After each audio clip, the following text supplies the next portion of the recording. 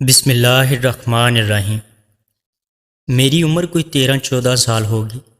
7 بھائیوں کی اکلوتی اور لاڈلی بہن تھی۔ ہماری کافی زمین تھی۔ 2 بھائی شہر میں پڑھتے تھے، باقی 5 ذمہ دار اور کاشتکاری ہی کا کام کرتے تھے۔ ہمارے ڈیرے کے نزدیک کوئی آبادی نہ تھی۔ چند گز کے فاصلے پر ایک ٹیوب ویل تھا، باقی ارد گرد کوئی آبادی نہیں تھی۔ ٹیوب ویل کا آپریٹر بہت ہی شریف اور ایماندار آدمی تھا۔ وہ زیادہ تر ہمارے گھر پر رہتا اور کھانا بھی ہمارے ساتھ ہی کھاتا۔ وہ بہت ہی خوبصورت نوجوان تھا۔ کوئی بھی لڑکی سے دیکھتی تو لمحوں میں اس کی دیوانی ہو جاتی، مگر اس میں ایک خامی یہ تھی، اور وہ خامی اس کی غربت اور اس کا خاندان پس منظر تھا۔ وہ ہمارا مزارع تھا، مگر ہم اسے گھر ہی کا فرد سمجھتے تھے۔ ہم اسے ہر کام میں مشورہ کرتے، وہ بھی ہم سب گھر والوں سے بہت لگاؤ رکھتا تھا۔ خیر ان دنوں میری 2 ماہ کی چھٹیاں تھیں۔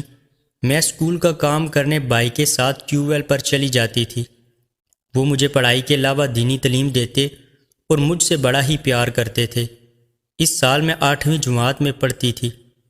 ایک دن میں ٹیوب ویل پر کپڑے دھونے گئی تو وہاں میری عمر کا ایک اور لڑکا تھا۔ پوچھنے پر پتہ چلا کہ وہ ہماری ٹیوب ویل آپریٹر کا چھوٹا بھائی وقاص ہے، اور 2 ماہ کی چھٹیوں میں وہ بھی یہیں رہے گا۔ وقاص اپنے بڑے بھائی سے بھی زیادہ خوبصورت تھا۔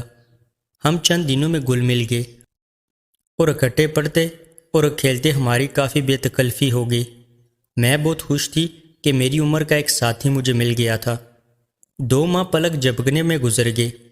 وہ اگلے سال بھی آیا۔ جب وہ جانے لگا تو مجھے کافی دکھ ہوا۔ میرا دل چاہتا تھا کہ وہ یہیں رک جائے اور یہاں ہی پڑھے، مگر یہ سب کچھ میرے دل میں ہی رہ گیا اور وہ چلا گیا۔ یوں میں آئندہ سال کا انتظار کرنے لگی۔ وہ مجھے بہت اچھا لگنے لگا تھا۔ مجھے اکثر اس کی یاد آتی۔ سال گزر ہی نہیں رہا تھا۔ ہماری یہ زندگی کتنی چھوٹی ہوتی ہے، وہ بھی ہم تجربوں اور ٹھوکریں کھانے اور سنبھلنے میں گزار دیتے ہیں۔ وقاص صاحب جب چوتھی مرتبہ اپنے بھائی کے پاس 2 ماہ کی چھٹیاں گزارنے آئے تو کافی خوبصورت اور کافی ہوشیار اور چالاک ہو چکے تھے۔ پھر یہ دیکھنے سمجھنے کی عمر میں بھی پہنچ گئی تھی۔ وقاص بھی بدل چکا تھا۔ بات چیت کرنے اور اٹھنے بیٹھنے کا انداز کافی عجیب تھا۔ پہلے والی معصومیت نہیں رہی تھی، مگر میں پہلے ہی جیسی تھی۔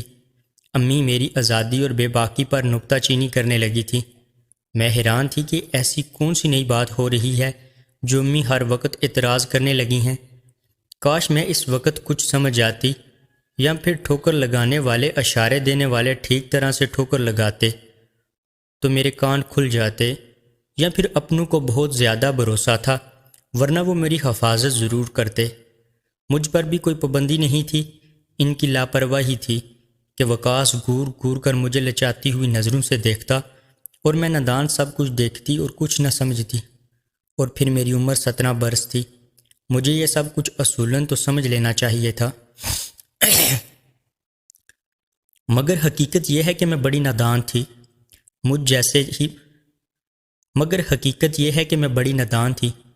مجھے جیسے ہی موقع ملتا یا تنہائی ملتی تو میں دوڑی ہوئی وقاص کے پاس چلی جاتی۔ وہ کہتا، اب زیادہ ادھر ادھر مت پھرا کرو اور گھر پر رہا کرو، تم کوئی چھوٹی بچی تو نہیں ہو۔ مگر مجھے کسی کی بات سمجھ نہ آتی۔ ایک مجھے وقاص نے بتایا کہ وہ اگلے سال یہاں نہیں آئے گا۔ میں تو اس کی بات سن کر پریشان ہوگی۔ کیوں نہیں آؤ گے؟ کہنے لگا، اس لیے کہ میں فرسٹ ایئر میں چلا جاؤں گا اور کسی دور کالج میں داخلہ لینا پڑے گا۔ میں اس کی آواز میں سمٹا درد سمجھ گئی۔ مجھے لگا وہ واقعی پریشان ہے۔ تو وقاص تم یہاں ہیں، بھائی جان کے پاس رہنے لگ جاؤ نا، اکٹھے کالج جائیں گے اور ملتے بھی رہیں گے۔ کہنے لگا، بھائی نہیں مانیں گے، اور پھر ان کی نوکری کا کیا بھروسہ، کل تبادلہ ہو جائے، لگتا ہے کہ ہم دوبارہ نہیں مل سکیں گے، اور اگر ایسا ہی ہوا تو شاید میں تمہارے بغیر زندہ نہ رہ سکوں۔ تم مجھے بہت اچھی لگتی ہو۔ نہیں وقاص، ایسا مت کہو، میں تمہارے بغیر تو نہیں رہ سکتی۔ میں بھی رونے لگ گئی۔ لیکن یہ سب ہمارے اختیار میں تو نہیں ہوگا، ہمیں ایک دوسرے کے بغیر رہنا ہی پڑے گا۔ میں بھی رونے لگی۔ لیکن یہ سب ہمارے اختیار میں تو نہیں ہوگا، ہمیں ایک دوسرے کے بغیر رہنا ہی پڑے گا۔ وہ دور دور خلا میں گھرتا ہوا بولا، تم کچھ کر سکتی ہو کوثر، یہ کہتے ہوئے اس نے سوالیہ نگاہیں میرے چہرے پر گاڑ رہیں۔ کیوں نہیں میں تمہاری خاطر اس نہر میں چھلانگ لگا سکتی ہوں؟ وقاص اگر کہو تو ابھی لگا دوں؟ وہ بولا نہیں، پگلی چھلانگ نہیں لگانی، تمہیں شادی کے لیے گھر والوں کو راضی کرنا ہے اور میرا انتظار بھی کرنا ہے۔ یہ کہتے ہوئے اس کی آنکھوں میں نمی تیر رہی تھی۔ یہ تو کوئی بڑا کام نہیں، میں آج گھر والوں سے بات کروں گی۔ میں نے فوراً وقاص کو امید دلائی، نہیں ابھی نہیں، جب تمہیں میں کہوں گا تب بات کرنی ہے۔ فی الحال تم یہ کرو کہ رات کو مجھ سے ملنے آیا کرو، دن کو کوئی کام کی بات نہیں ہو سکتی، کیا خیال ہے؟ میں نے کہا رات تو بہت مشکل ہے، سب لوگ گھر پر ہوتے ہیں، انہیں پتہ لگ گیا تو میری شامت آ جائے گی۔ کہنے لگا، ارے تم چھلانگ لگانے کو تیار ہو اور رات کو آنے سے ڈرتی ہو، دعوے تو بڑے کرتی ہو، مجھ سے پیار ہے۔ میں نے اس کی یہ بات سنی تو مجھے بھی جوش آ گیا۔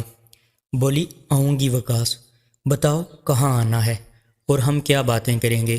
یہ پوچھتے ہوئے بھی میں بھی حیران تھی کہ وہ کون سی باتیں ہیں جو دن کو نہیں ہو سکتی۔ کاش میری تھوڑی تربیت ہوئی ہوتی تو میں نہ جاتی۔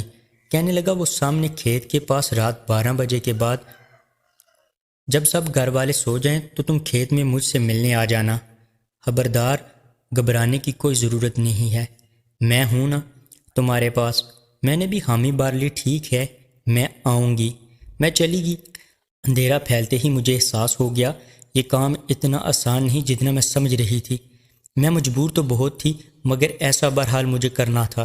میں وقاص کو اداس نہیں کر سکتی تھی، نہ ہی اس کی کوئی بات ٹال سکتی تھی۔ جب گھڑی کی سوئیوں نے 12 بجا دیے تو میں اٹھ بیٹھی۔ سردی کی وجہ سے خون کوئی رگوں میں جم رہا تھا۔ میں نے خود کو حوصلہ دیا، وہ یہ کام انتہائی مشکل تھا مگر نہر میں چھلانگ لگانے والے کے لیے تو آسان تھا، تو پھر پورا کر کے ہی دم لیا۔ وقاص پہلے ہی میرا منتظر تھا۔ میں ہولتی لڑکھڑاتی گھر پہنچ گئی۔ رات میں اسی خاموشی سے واپس گھر پہنچی جیسے نکلی تھی۔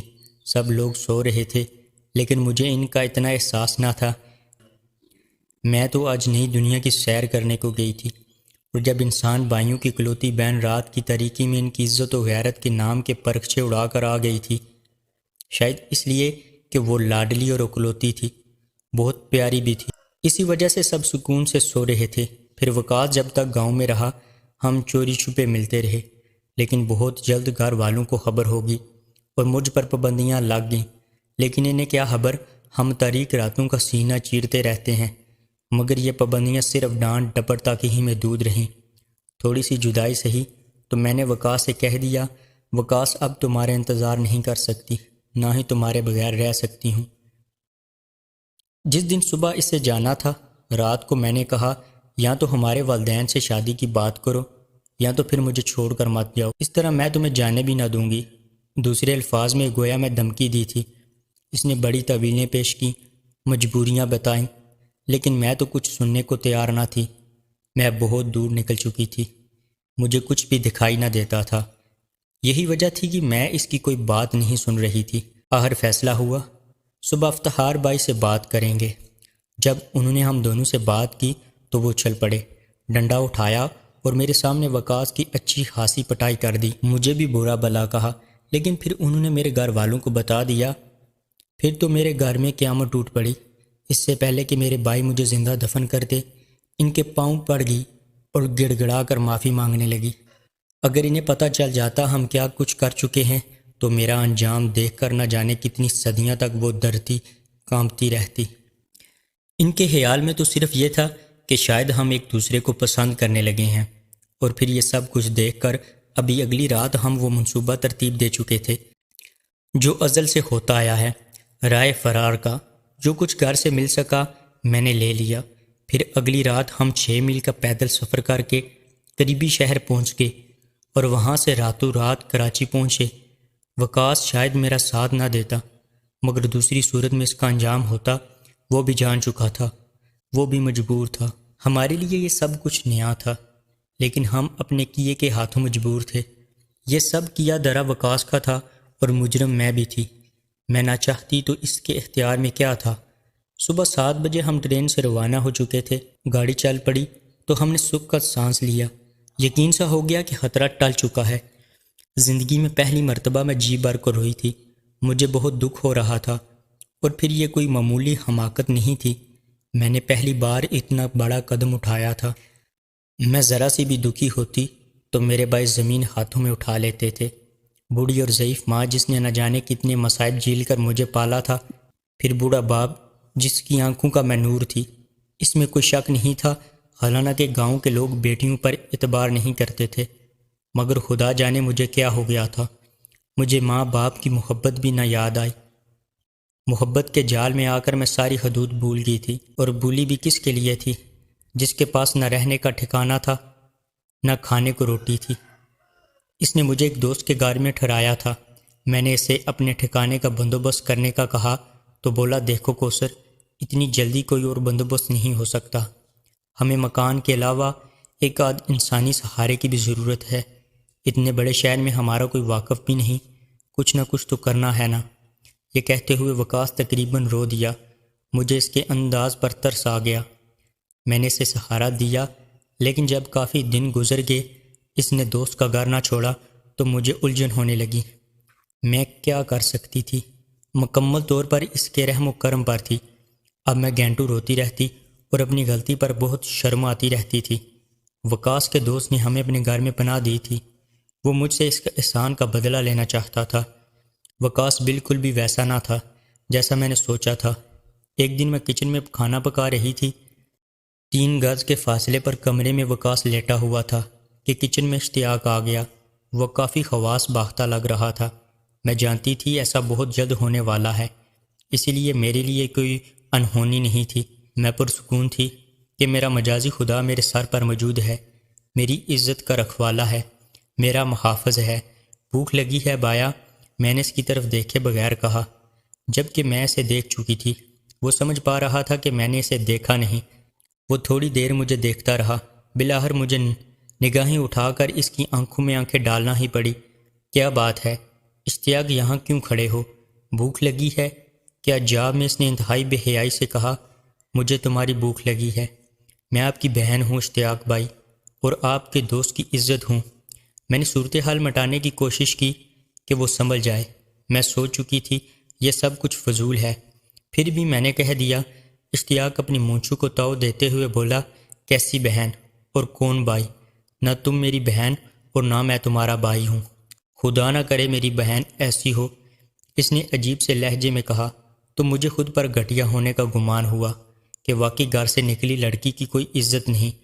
پھر وہ میرے قریب آنا چاہ رہا تھا کہ میں بھاگ کر کچن سے نکل گئی اور وقاص کو آوازیں دینے لگی، دیکھو وقاص یہ کیا کر رہا ہے؟ تمہارے دوست کو ذرا پرواہ نہیں کہ میں تمہاری بیوی ہوں۔ میری توقع کے برخلاف وقاص کے چہرے پر اطمینان تھا۔ ہاں تو کیا ہوا؟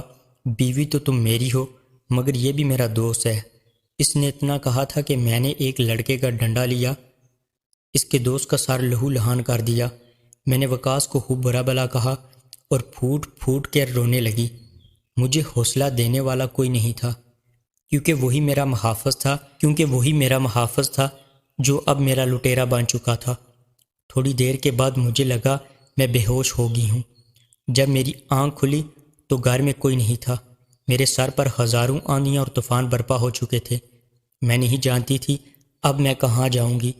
آخر میں نے فیصلہ کیا کہ مجھے مرنا ہے، مگر موت بھی سستی نہیں، کچھ قیمت لگوانی پڑتی ہے۔ اگلی صبح وقاص ہسپتال سے آیا اور چھوڑتے ہی کہنے لگا، کوثر تم نے اچھا نہیں کیا، وہ ہمارا محسن تھا، اگر تم اس کی بات مان لیتی تو کیا فرق پڑتا؟ وقاص کی ڈٹائی پر میں حیران رہ گئی۔ وقاص تو اتنا بے غیرت ہوگا؟ اس کے آگے میں کچھ نہ سن سکی۔ اس نے جو کہا مجھے تو اسے سن کر ہی نفرت ہونے لگی۔ ہاں اس کے لیے لایا ہوں۔ وہ ڈرا تھا، میں ذہنی توازن کھو چکی تھی، چارپائی پر دھڑام سے گر کر بے ہوش ہوگی۔ ہوش آیا تو وہ جا چکا تھا۔ بے شک اسپتال ہی گیا تھا۔ میں نے فیصلہ کیا کہ اب میں یہاں نہیں رہوں گی۔ جہاں اپنے شوہر کے گھر میں ہی عزت محفوظ نہ ہو تو ایسے گھر میں رہنا کوئی معنی نہیں رکھتا۔ وقاص نے تو صاف کہہ دیا تھا کہ یہ اس کی مجبوری ہے اور وہ میرے لیے کوئی اور گھر نہیں ڈھونڈ سکتا۔ وہ اسی گھر میں رہے گا جو کہ محض ایک کمرے پر مشتمل تھا۔ اسی رات میں نے سوچا میں اس گھر سے نکل جاؤں گی، مگر اس سے پہلے کہ میں دروازے سے قدم باہر نکالتی، دروازہ کھلا تو 2 نقاب پوش میرے سامنے تھے۔ میں خوف سے لرز کر رہ گئی، لیکن جلدی سنبھل گئی۔ اس سے پہلے کہ وہ مجھ سے یا میں ان سے کچھ پوچھتی، انہوں نے مجھے گاڑی میں اٹھا کر ڈال دیا اور مجھے ڈرانے دھمکانے لگے۔ اس کے بعد کچھ ہوش نہ رہا۔ ہوش آیا تو ایک خالی کرسی پر کوئی بیٹھا سگار پی رہا تھا۔ مجھے ہوش میں آتا دیکھ کر بولا، لڑکی تمہیں خوفزدہ ہونے کی ضرورت نہیں ہے، یہ بنگلہ بہت بڑا ہے جس کے بیڈ روم میں تم موجود ہو۔ میں نے تمہیں 60,000 روپے میں خرید لیا ہے۔ میں کبھی کبھار آؤں گا، تم ماضی کو بھول جاؤ، زندگی سے سمجھوتا کرنے کی کوشش کرو۔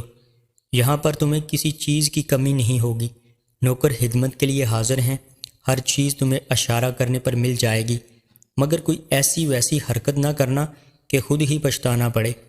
اب میں تو چوٹیں کھانے کی اتنی عادی ہو چکی تھی کہ مجھ پر اس انکشاف پر کوئی بجلی نہ گری۔ میں نے کہا کوئی بات نہیں، کم سے کم گھر نہیں تو ایک تحفظ ہی مل گیا۔ میں کافی دیر بیٹھی روتی رہی، پھر جناکے سے اٹھ بیٹھی۔ چلو زندگی کو اپنے ارمان پورے کر لینے دو، میں حالات سے سمجھوتا کروں گی۔